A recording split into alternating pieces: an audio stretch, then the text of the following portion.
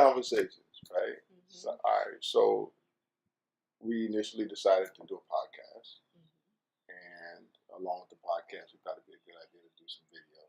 Hence, the video here gives people an opportunity to see what we look like. You know, so they can kind of attach a face with the voice and kind of get a better idea, a better perception of who we are as the show goes on. Things we talk about various topics and go in depth and dive deep. They get a better idea. Yes, deep diving. So, how did this idea come about, Mr. Rivers? How did this idea come about? You know, basic conversation. I mean, we have these conversations. We have had these conversations in the past, and you and I both are explorers, self-developers, people who seek more knowledge, more information that we can use to more effectively get through this thing called life. And as we discussed, why not share that information with others? If we learn something that's valuable and helpful, and that can make our life easier, and also allow us to become better versions of ourselves, why not share that with other people and help them on their journey as well? With that in mind, though, we're going to be having conversations. We're going to be talking about different things, but what are some of the things that you think are important to share? Some things that you've experienced? Intuition, self-awareness, spirituality. Those are some of the main things for me. Right. Would you say that this is, as far as priorities and importance in your life, that this has been a more recent thing, or something that you've always been pulled, a direction you've always been pulled in? Or? No, I think for me, I've always been spiritual. I just didn't know what word to describe it as a child, but I knew that I was in tune. And being in church, I knew what they were saying. That wasn't the only thing. Right. But as an adult, I would say after 30 is when things started to happen that really opened my eyes to being more, learning that there's more to life than just what we see, hear, and feel. I call those triggers. What were some of the triggers? One or two of them. A trigger. There were many, but at the moment I can't think of some of the first ones. But later, it was being pulled toward watching shows that dealt with the paranormal. That intrigued me, and it's always intrigued me. And then after that, actually having my own experiences. Right. First hand accounts. Yeah. I think for me, there's always that gap between, I guess, what could be considered purely spiritual and practical. I mean, the things that go on in the physical. When I say practical, I think a lot of that is manifestation in the physical world. How does that manifest? What are some of the things that we should be doing, to cause things to manifest? How can we affect that? Because I think it really is something that has to be approached from a bunch of different angles. There's a mental side of it. There's a spiritual side of it. There's a physical side of it. There's a practical side of it. It's just so much involved. So I think tying that together is huge. So many people out there that they feel a certain way about a certain thing, but I think the other side of that, I think where we come in, we can help them understand why they might feel certain ways and some of the things that they're thinking, where that's coming from, at least based on our knowledge and experience. I think a really good side effect of that is going to be the opportunity for us to grow. And I think my intention for the people watching, I will hope that people watch with an open mind and an open heart, so you can leave yourself room to be flexible and free to change your mind if you have been stuck in the past. Right. I think that's another thing with me that's huge. I don't think nearly the same way that I thought 10, 20 years ago. Exactly. And giving yourself permission to be open to change your mind is really big for me. It's huge. So if somebody were to, if somebody were to just walk up to you and say, "Who are you?" or tell me a little about yourself in 30 seconds. Tell me about yourself in 30 seconds. They would not. They wouldn't get the whole story. Okay. But not in 30 seconds. What do you think would be important enough to share? What would come into your mind right off the bat? Other than the mundane, the physical side of myself, being a mom, a business owner for the past 17 years.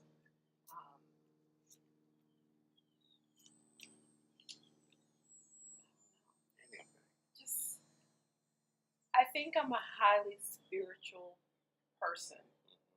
I feel like I'm a mystic. I feel like I am more in tune with my spiritual self than I am sometimes with my physical self. So it's a hard balance, and I think I am a person that I've been told that I'm very wise. I hold a lot of wisdom for my years, and just a friendly, welcoming person. Right. That seems to heal people without even trying to. And when I say heal, I'm not meaning hands-on physical things. Right. I mean healing from a conversational standpoint, just emotional, on an energetic level. Yeah, it's just to kind of dive into that. Do you think it has something to do with maybe? I would think there would be at least two different types of intuitive people: those who sense things and hold it in, and those who sense things and kind of speak on it or let it out or whatever. You think that might be what it is that people? I think you so. sense that about them. Yeah. Mm-hmm. Yeah. And I think people, when they're around me, they do feel free to be themselves. Right. No judgment. No judgment. That's one thing I believe to my core is no judgment. No. I mean, who are we to judge? And by what standard?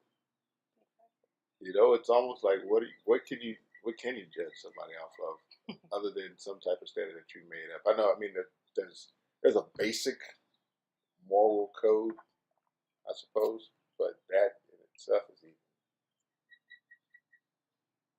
right, flexible or which perspective you approach it from. I think. Absolutely. So yeah, what would you say if somebody said to you, "I heard you doing a podcast, and I'm thinking about listening in, but what could I expect to get out of it? I mean, how would it benefit me?" I feel like our podcast would feed people on different levels, whether it's mental, emotional, spiritual, everyday things that you do. I feel like our podcast will shine light on the spiritual aspects of those things and how you can tie in your spiritual self and your journey in with your daily life. Mm-hmm. How you can improve yourself on different levels. I really feel like that's going to allow that to happen. So I pose the same question to you. If someone asked you what was your podcast or your vlog about, what would you tell them? I would say it was about exploring and expounding on existence. Yeah, existence, basically. I mean, it's pretty broad. It's a pretty broad category when you think about it. It's having those conversations, though, about those things that pertain to existence, to exist. What does it mean to exist? and what goes along with that. How do we exist? On what levels do we exist? Right? And how do we learn more about that? And then when we learn more about that, how do we apply that to our lives in a way that's useful, beneficial, that helps us grow? Yeah. And that's one thing I love about, that's why I was interested in doing podcasts and making videos and whatnot, was the little tips and tricks you get. It's amazing how a 30-second bit of information, or you can watch somebody take something that seems so complex and just simplify it, and then turn that into one little trick. So when you take in that information and okay, the backstory. Say someone gets, and you're throwing this out there, someone's angry, they snap on you, right? And that can affect you in so many different ways, especially when you feel like you don't deserve it. So it's a mental thing. It actually can hurt your spirit. When people say that hurt my spirit, it can actually hurt your spirit. It helps when you understand some of the things that they may be going through, the energy level that they're on, the vibes that they're putting out, the vibes that they've received, how they process that information, what they're sending to you, where you're at right now, how you process that information, that interaction, and then you can take all of that and you can take it and bring it to a practical sense. It's a lot easier to understand, a lot easier to act on when you know the backstory, some of the things behind it. And something simple could be like, when that happens, stop for a second, take a deep breath, center yourself. And that sounds wrong, but when you understand why and understand what's going on, I think that's huge. I think it could be a big help, and a lot of that is not necessarily information coming straight from my brain, but stuff that I've come across, that I found useful, things that I've used in my own life, or information that I've bumped into, and I can point people to that information. I can say, hey, there's a great book you might want to check out. This is a great video. This person over here was talking about this or that, and this is some of the things that they touched on, and I agree with this, and you might want to look at it. So I think it's an opportunity to be an information source. And if somebody said, what would I gain from stopping by and checking out your podcast or watching a video, I think you tap into some useful, practical information that can help you elevate yourself mentally, physically, and spiritually. I agree. So, absolutely. A little longer than 30 seconds, huh?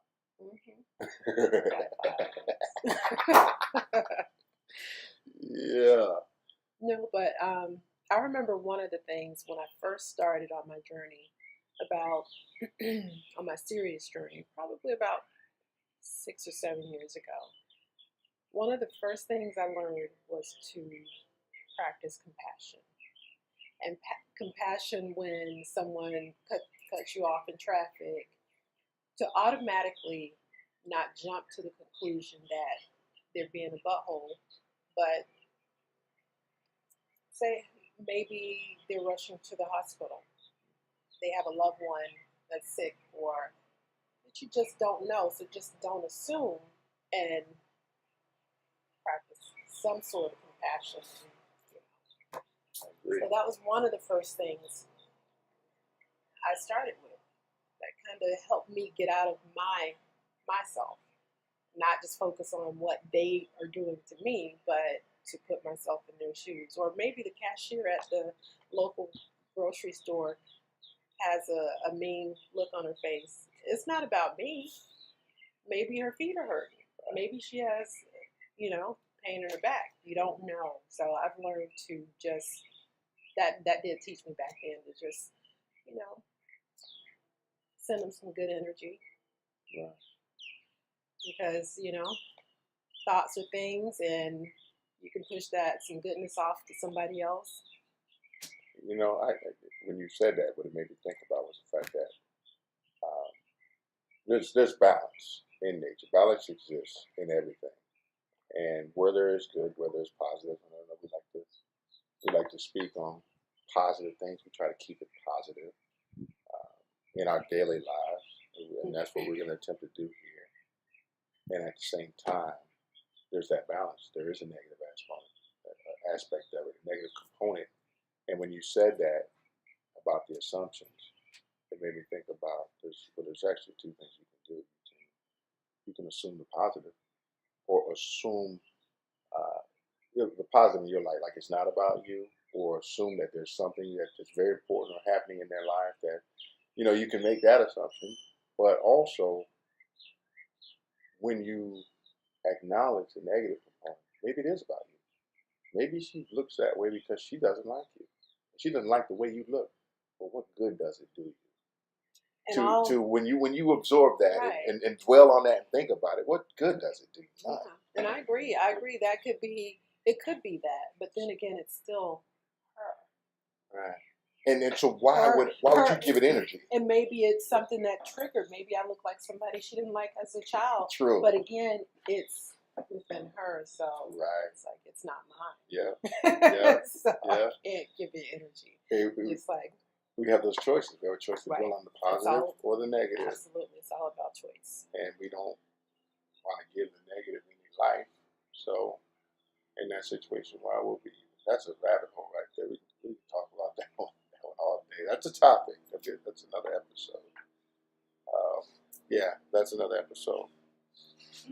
So, and earlier I asked you a question about yourself. What would you tell somebody? You had 30 seconds soundbite who you are. I think if I were to answer that question, I would say that I am a curious individual, a knowledge seeker. That's an understatement. Well, I tell you what. Let's expound on that. What do you mean that's an understatement? How would you describe me in 30-second bit soundbite? I would describe you as a very empathic person. You're very in tune with how you see or how you feel about things. You're able to express it clearly yourself. Highly intelligent, motivated. I would say that you are. You're a. Chest puffing out. I mean, you're a forever student. Forever student. I would say you are a forever student. There's nothing wrong with being a forever student when you're improving upon yourself. Right.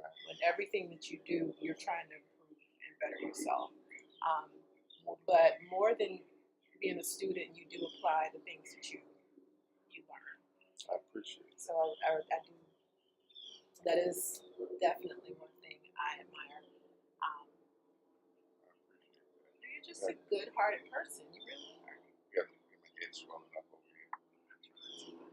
It is what it is. And that makes me answer another question. I think this time I'll go first. I'll answer. I'll tell you one of the things that it has to do with self-improvement, self-development, becoming better. And what are some of the things that you can improve on? I know for me, one of the things that I can improve on is patience. I could definitely, God, it's a work in progress, but I tend to be impatient in a lot of different areas. And the thing about it is it's typically aimed inside. I find it easier to be patient with others than I am with myself. That's one thing. But what's one thing that you think you could stand a little improvement on?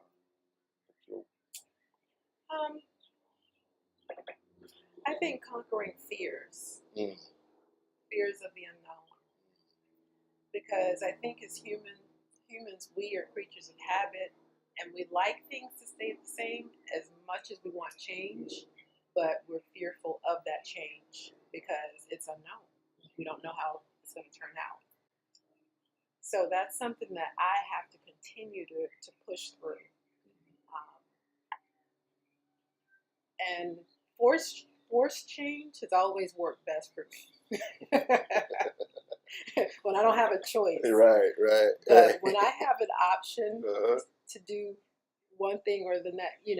I'm most likely not going to tackle the new thing until I'm pushed. But I'm working on challenging myself to look at change as not just change but transformation, and to have that opportunity to be a better person, or better than what I was before. So from a I know this is an introductory podcast, a topic, but I'd like to approach that. What you just said, I'd like to approach that from a spiritual standpoint and also practical perspective. But I think it's most important to broach that spiritually first. What are some of the things that you think is that spiritual dialogue, that internal dialogue, your where you're at spiritually? How do you think that plays into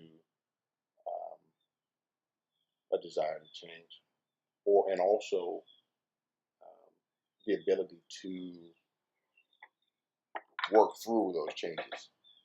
That's probably even more important when change happens. How do you? It's like a ship going through waves. What does that do to you on a person on a spiritual level? How would you change? How does change affect me or people on a spiritual level? Yeah, I would level? say people in general. I mean, in your mind, how would you? It's kind of hard to say, but I look at it as being tested. That in life we're supposed to have a portion, a certain amount of faith and trust that things will come about. And if you don't have some sort of spiritual, like a spiritual GPS or some type of connection to, a higher power or within yourself, you kind of flail in the wind when change is presented to you. Because some people can literally break if the change that they don't want is facing them. So I think, it's like a big test, a test of faith. I don't know if I answered your question, but that's how I see, and that's how I feel like being spiritual, or spirit connects with that. I'm kind of losing my train of thought because I had so many thoughts trying to wrap that all together into that. So it's basically when you have to see through it and see to the other side. And trust, faith that things will work out for the best. Maybe not like you expect them to, but it will happen for the best. Right. So in that, what would you think what would you say some of the practical steps? How do you deal with it when you're going through a big change? What are some of the things that you do to steady yourself at each point through that? One of my main go-tos is meditation, and I need downtime. I need time away, break away from all television, my telephone, my cell phone, people in general. I have to break away and have quiet time. And that's not always just to meditate, but just to reflect and be. Because if I don't have that, then I don't know who I am. I don't know where my boundaries are. And I don't know what I feel like spiritually. Because when you're a person that's very spiritually empathic, you tend to feel into everybody else's stuff. Even their thoughts can affect how you sense yourself. Right. So you have to break away. And that gives me an opportunity to know exactly who I am, to steady my own ship, and then kind of face problems. Even though it's still not always easy, because I might have to do that several times a day. Wow. Sometimes. Yeah, it's difficult absolutely. to know what's you and what's somebody else. Absolutely. And I love being in nature. Nature is one of the most grounding places you can be, because it does take away. In my eyes, it snatches all kind of crap off of your energetic field. Yeah. It really does. So just being here right now, oh yeah, I'm feeling good. So what would you say to somebody who they say, I don't know how to do that. I don't know how to meditate. I don't know the special secret process, this special thing that you have, technique that you have to learn to meditate. Is it that complicated? Or no, it's not. You know. What I would suggest is that you go to YouTube and click on a guided meditation and just follow it. It's just as simple as that. Yeah. It's as simple as somebody. Just as simple. You don't have to do anything special. You don't have to, because no one way is the right way. That's the good thing about everything spiritual. What works for you may not work for me. Right. And vice versa. It's just that simple and that clear. So don't pressure yourself. That's, I think, one of the things that made things more confusing for me and a little more difficult to understand at first was that anytime you enter a new area, there's just so many different perspectives, and they're presented in a way that's absolute, almost like this is how you do it. That worked for the person that came up with that. Right. Exactly. It worked for them. So, you know. So you'd like you to suggest, like I would suggest, that you look at different forms. Yeah, just poke around. Absolutely. Poke into different forms, because you may be the person that really does like a walking meditation through a park where you focus on a plant or a flower, and that's all you're looking at is just focusing and admiring that plant and not thinking of anything else. Some people clean their home and they're meditating through that. You can meditate washing dishes. You can meditate doing anything. You could meditate chanting mantras. So whatever resonates with you is what I recommend you do, and you don't know that until you actually try different things. Right. I was going to ask you like some other things that you could do to kind of center yourself and work yourself through it. But it almost seems like anything you do can be considered a form of or a way. Because some people I go running. Yeah. But they're meditating. You really are. You're in a zone. That's basically what meditation is. Is being in a zone, and you are focused on one thing, or either nothing. and I think that's another part of the question. When you say you're going through a pretty taxing experience or a sudden change, or there's a lot going on, when you do meditate, do you try to clear your mind completely or focus on one thing? No, that doesn't work for me. For me, and it depends, because I am, I'm pretty sure I was considered ADHD when I was a kid. Really? I'm sure. And I'm pretty sure I'm still ADD. But it's a gift. You think so? Yeah. For me, I would say guided meditations work well. And I also like binaural beats and frequencies, because they tend to put me in a place quicker than other things. Trying to be quiet, because my mind isn't quiet. I'm so in tune with things that it's very difficult for me to completely empty my mind. What about affirmations? When hearing them? Because I've seen during a meditation, you mean? Or I think there's audio that encompasses all of that together. How does that work for you? For me, that's subliminal hypnosis. Voice, yeah, I think it's great. I think it's great. It works, and it works very well when you are, about to go to sleep. It's good to fall asleep on things like that. It all works. But I don't consider that a form of meditation. Right. What would you call that? I feel that it's subliminal messaging, and you're trying to program your subconscious mind as opposed to meditating and clearing your mind. Clearing your mind. Yeah. Anything other things that you would do personally, or you would suggest somebody to kind of set themselves along the way? Outside of meditation, or simple meditation, I guess. Any specific things that you do that you found to be helpful?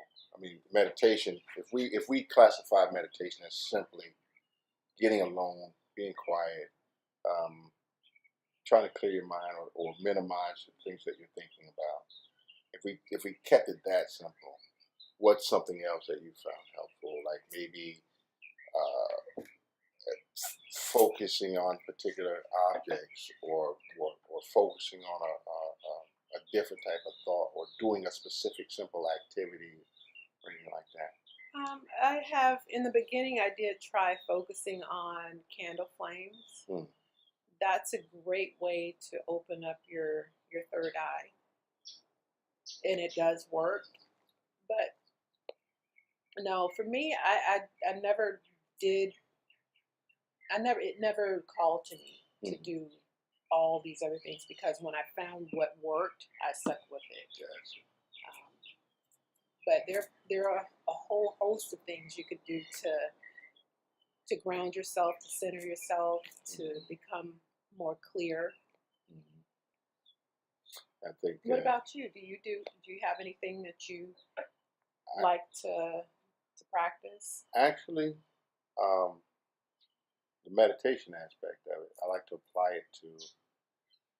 It goes way back, but there's certain things that I learned along the way that just kind of stuck, like in the military, when the steps to solving a problem. That's your basic curriculum. You go to leadership school or whatnot. They give you a basic plan. You see it in business school and all these other places. It's the same thing. People out there pay thousands and thousands of dollars for, but basically, when that change happens, if it's a problematic situation, it's a problem, then the steps to it, you have to identify the problem. From what some people say, define the problem. What is the problem? You know, and then what are the possible solutions to the problem? And then you have to pick a solution to it, and then you have to, amongst the different options that you have, you kind of qualify the best one, and then you kind of act on that decision, and then you follow through. You kind of supervise. You follow up on it. So those are like the basic steps that you go through. But I find that it's one thing to say, it's another thing to do it, and it helps to, like you said, to meditate on the steps, and that's where it comes together. It's the craziest thing. But to sit down and when you want to identify the problem, sometimes it's not as simple as you think it is. This change occurs and this problematic situation arises, and you're thinking that it's like it's cut and dry. But like we discussed earlier, there's so many things that could be behind that situation. The problem is this person's treating you this way, but you didn't really. Is that the whole problem, or do you really identify the problem? Is it something that you're doing? Is it your behaviors? Is it the way that you're conducting business? Is it the way you're doing things? Is it the way something that's going on with them? So it helps to kind of pull back and break things up into little tiny bits, and then actually give a lot of thought to that one tiny component. So how do you do that? What is your meditation? Or what does your thought process look like when you're doing that? Kind of like how I described it, those components. But so you would meditate on every component in sequential order, believe it or not. The problem itself, and for me, that's just getting in a quiet place and just stopping and just thinking. And it's the so weird. But do you connect, or do you consider meditation thinking, or meditation just clearing your mind? Actually, I think it can be both. And this is just my position, but I think it can be both. I think that some people would break it up and they say, okay, you can meditation is emptying out your mind, and concentration is filling it up with that one thing and focusing. I think there's a little bit of both. I think that it's figuring out how to dump every distraction, for at least temporarily or for a while, but shining a light on that thing that you need to for me, that's what it is. It helps out tremendously. I can let go of everything that's weighing me down and focus on that one tiny component. Sometimes I don't focus on anything. Sometimes I just let thoughts go enter my head, but sometimes I break it down. I'll focus on that one component. And then that's where I get my possible solution. That's how I work through a lot of problems and change that I have, because if you don't, it's overwhelming. It's just coming at you like boom, and it's like being on a football field. I got the other team on the other line. They're going to come at me, and I have to try to get past them. And as long as I'm thinking like that, it's only luck if I get through. I just ran and they happened not to tackle me, but when I can slow things down, I know who's here and who's here and who's here. And then it goes down to, okay, which way his body's angling, which way his head's turned. Right. When you meditate, you have the ability to slow down time. I truly believe that you slow things down, and you have an ability to process things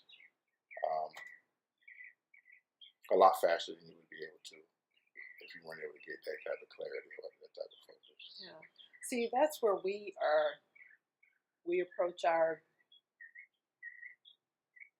spiritual connection a little bit differently. I open up. Mm-hmm.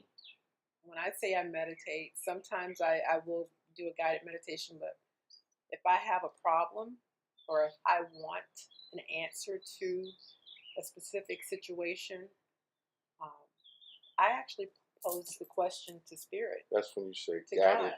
Yeah. guided versus unguided. Right, unguided is when I do this on my own. Right. When I open up to God and I ask a question, and I literally get answers. I may not get it immediately, but usually I do within the first, I would say, day or a couple of days. And it may come in a dream.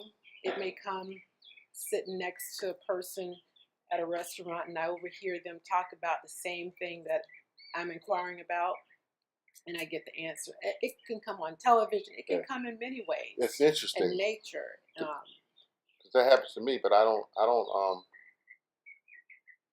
ever really focus on it like that. I mean, I don't ever. For me, it's like if I ask a question, I can literally ask it on the fly. Yeah, that's what I'm saying. That's, you know what I'm saying? I don't have to stop and I don't, and it's not always that I stop and do that. I may wonder about this, and I even, it's to the point now that I could work on a person. I'm working at work on a client, and I have a thought or a question in my head. And the next thing that comes out of their mouth is the answer to my question. And it never fails. It's like, okay. And it's random. It's out of the blue. They could be talking about something totally different. And it's weird. They will end up talking about exactly what I'm thinking and asking about. But let me ask you this. Have you, because this has happened with me a time, you get outside confirmations of a particular thought. Like, say you're debating in your mind. Has this ever happened to you? Like, you're debating about a possible course of action, and then you lean towards a specific one at a point in time, and you say, this is probably the best thing to do. I probably should do this, this, and that. And at that point, something happens, and it's almost like it's a confirmation saying, okay, now you're thinking along the right path. Mm-hmm. Oh, yeah. Go that way. Mm-hmm. Good job. Yeah. What are some of the things that have happened that you felt like kind of confirmed what you were thinking? Well, just a couple weeks ago when I told you about the rainbow incident. Gotcha. Where I was sitting out having coffee one morning, and I asked Spirit, am I on the right path? As far as working toward the podcast and doing some other things, a couple of ventures that I'm interested in. Mm-hmm. And as soon as I opened my eyes, there was a double rainbow.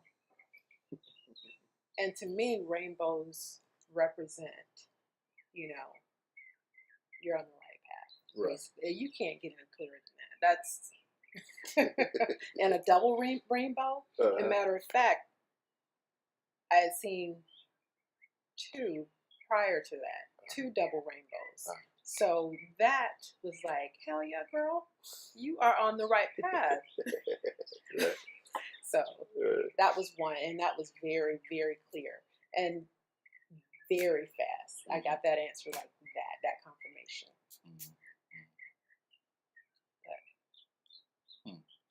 What are some of the, you mentioned other ventures. Give me one venture or something that an idea that's come to you that you wouldn't mind pursuing or that you've given thought to pursuing or bringing to life. One is intentional candles. Because I feel like this is intentional candles have been around for years, but I really don't feel like the world has been, the world doesn't know them like they should. They're so useful, and I strongly feel like people should have an active process in manifesting and co-creating their desires. So for a layman who's never heard of that before, they have no idea what an intentional candle is, what's a brief description of an intentional candle? An intentional candle is a candle that is made specifically for a desire, a want, or a need. Whether you want to bring more money into your life, you want to bring more love into your life, these candles are Reiki infused with those specific intentions to help you draw those things into your life. Or there are candles that will remove things from your life that you don't want. But this is just another form of a person focusing their energy. The candle already has its own energy, but you, along with that, will put your energy into the candle to bring those things into the physical realm. That's called manifestation. Manifestation. Absolutely. And some people will be really surprised at how powerful they are. And to me, this is just a way for people to realize that you are powerful.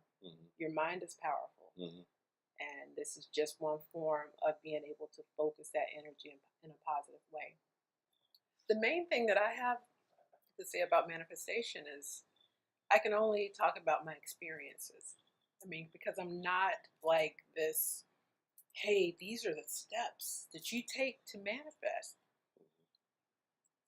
Because I can honestly say that I have not always just done those steps that people lay out that you see in books. Like, sit back and visually see what you want. And then next, feel how it would feel to experience that particular thing. Right. I haven't always done that, but I have manifested things. Intense things. I've done written manifestation. I can tell you a year ago. A year ago. I have a purple book, just like this, a composition book. I labeled it, everything in this book is reality, and everything in this book turns to gold. Basically, I intended that book to be that it was going to be my life, basically. And I will tell you, almost everything in that book that I wrote last year has actually come to pass. Has it come to pass in a way that I would have wanted it to? No. And that's the thing with manifestation. You don't always get it the way you think you're going to get it, but you get it. And these are big things. So that's interesting. As soon as you said that, I thought about a Twilight Zone episode that I saw not long ago. In this episode, there was a shop owner and his wife, and they were having a hard time financially. I mean, the whole neighborhood was, the whole community was. And this woman came and sold him a bottle. And truth of the matter was she got the bottle out of the trash. But he felt bad for her. He gave her $1 because he wanted to help. Wife kind of scolded him about that. But it was a genie in the lamp, and the genie offered him 4 wishes. And he wished, and every time he wished, it just didn't turn out the way he thought it was going to turn out. And what I find so interesting, there was a lesson there, and it was being specific. He was so broad. When he was, I cringed when he wished for something because I was like, "Oh no, you just leaving too much room." Yes, leaving the back door wide open. And even when you're being specific, missing points. There's always something that will be affected. Not that it's taken away from anyone else, but it's just never going to be perfect. And not that it's going to turn out bad, but it's not going to be always perfect. It's just the way it works. There's always a plus and a minus. There's always a positive and a negative. And that's why I always end anything that I write, any petition, any affirmation with, or desire that I'm intending to come into my life, I ask God to bring it for my highest and greatest good, and for the greatest good of all concerned. If I am concerned about other people, not all the time, and I am, but yeah. And that's another thing. When you said that, the way you said that, it kind of made me want to bring up a point. You said you ask God. So often we hear different perspectives where one thing is either this way or that way. And if you come up under a rigid religious background when you were growing up, there's a lot of concepts, a lot of thoughts, things that you're not familiar with and seem foreign to you. And people tell you that they're wrong because it doesn't fit that very narrow dynamic. I mean, that's room for 1,000 different conversations right there. But I always thought that was interesting. People think that in order for them to, some people think that, I've had conversations with people who think that in order for them to have an intense desire for a certain thing, that it's somehow it's wrong. But even it's like, no, desire, you're supposed to desire for things. You're supposed to have desire. I mean, if you don't have desire or inspiration, what's the point? Then you don't improve upon anything in life. And we're here to learn. We're here to become better versions of ourselves than we were before. So desire is natural, and it's okay. If not, you just kind of take some space. Now, if you're desiring, I don't know. Desire is only the energy behind the thought. Yeah, it's the thought, it's the intention that you have, and the type of desire, I guess. Right. Or you could say, I want $1 million. Yeah. But you could also say, I want his $1 million, or her $1 million. Right. I want her to be broke, and I want all her money. And it's like, wait a minute, now we're in a different territory here. So anything can be tainted or twisted, right, and made bad.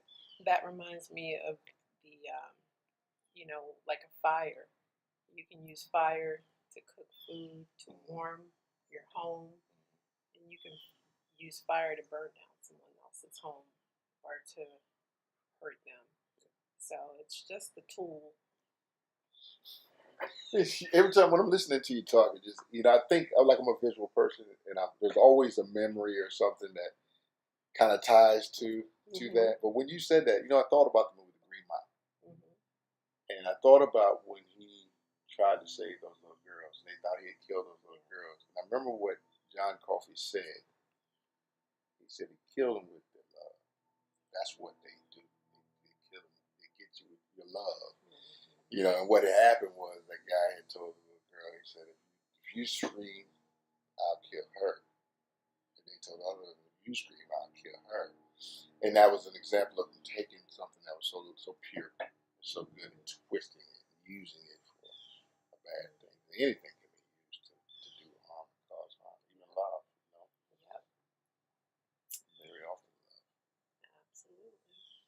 So I think that was a great first episode, and kind of an introduction to who we are, who you are, who I am, and the listeners will get to know a lot more about each of A us lot more. and how we think and what we think about as A lot more. and we'll have those open conversations. Wide open. Wide open conversations about various topics. We're going to have some really interesting questions, so you got to tune in. You've got to tune in. So let's rattle off three topic areas that the listeners curious about or interested in, they may want to stop back in and check out the podcast. Well, you know me, I love anything dealing with intuition and your spiritual abilities. I know we had mentioned talking about manifestation. What about you? And meditation, right? Meditation's good. All right, so that's good three. My three would be self-acceptance, self-responsibility, respect for free will. I think those three things are huge, and I think they tie in perfectly in terms of combining your spiritual being, your spiritual living, your spiritual thoughts, your spiritual viewpoints, and moving through this world, the practical aspect of it, because each one of those three things can be broken down. They can be broken down and applied to, I think, just about every topic we talk about. Self-acceptance, I know for one, is huge. There's a lot of people really struggle. So I agree. That's huge. Yeah, that is big. Self-acceptance. Self-responsibility, taking charge. It takes a person to look inward, and sometimes that's scary. Right. That last one, respect for free will. If you can't learn to do that, well, you can have a hard time, And not only respecting other people's free will, but demanding they respect yours. This is your life. I don't know if I demand so much, but I'm at a point now. I think I mentioned to you before, unapologetically being me. That's it. And you can either accept it or you don't. I don't have to demand anything from you, but I'm going to be me. I'm demanding you're going to respect my free will. You can be free to be you. That's it. But I can choose to be around it or not. Exactly. So that's it. So let's say that if you definitely have an interest in any of those 6 topics, there'll be tons more. But absolutely, meditation, manifestation. What's the other? Meditation. We said we're gonna start with manifestation. Intuitive and spiritual abilities. There you go. I would love to talk about topics like paranormal topics because we have Halloween coming up in the next month. Yeah. Next month. Yeah, it's next week. That's the time. So this is the time of the year that I get. I feel like I have so much energy because this is just my time of the year. And so when you said that, my hair kind of stood up on because for me, it's like a time to learn a lot. Because I'm so curious and there's so many things I want to know about. But everything that there's a backstory. There's no concept that we have right now that we're aware of that doesn't have roots going way back, And that's just that's a lot to absorb and open your eyes to different things, and you start to understand things a little bit better and why things are now the way they are. Where's that come from? What started that? It'd be nice to have a show in Boston. Salem. That would be cool. Beautiful this time of the year. That would be cool. Salem. Massachusetts. That's where they had the witch trials, right? Yeah. That would be cool. We may have to consider that. We have to head up that way and for a day or two and do it up there. Absolutely. So yeah, those are some of the things that we'll be talking about, and we are open to going forward. No matter when you hear this podcast, keep in mind that we're always open to new information and new topics to discuss. Yeah, give us your suggestions. We'd love to talk about them, and if we don't know a lot about it, we'll learn about it. We'll learn about it, and there'll be cases where we go find people who do know a lot about it, and we'll connect you with them, so that you can learn more about that specific things. A lot of people are experts in their area or their field. And if it's nothing but maybe a brief introduction on a podcast or a link in the description or something, but something to point you towards some more useful information, we want to share everything that we get our hands on. And you want to favorite this podcast so that, or subscribe to it so that you can get these updates. And if you're watching us on YouTube, you're going to want to like that channel. You're going to want to like this video. And subscribe. And all of our social media. You can watch us grow over time.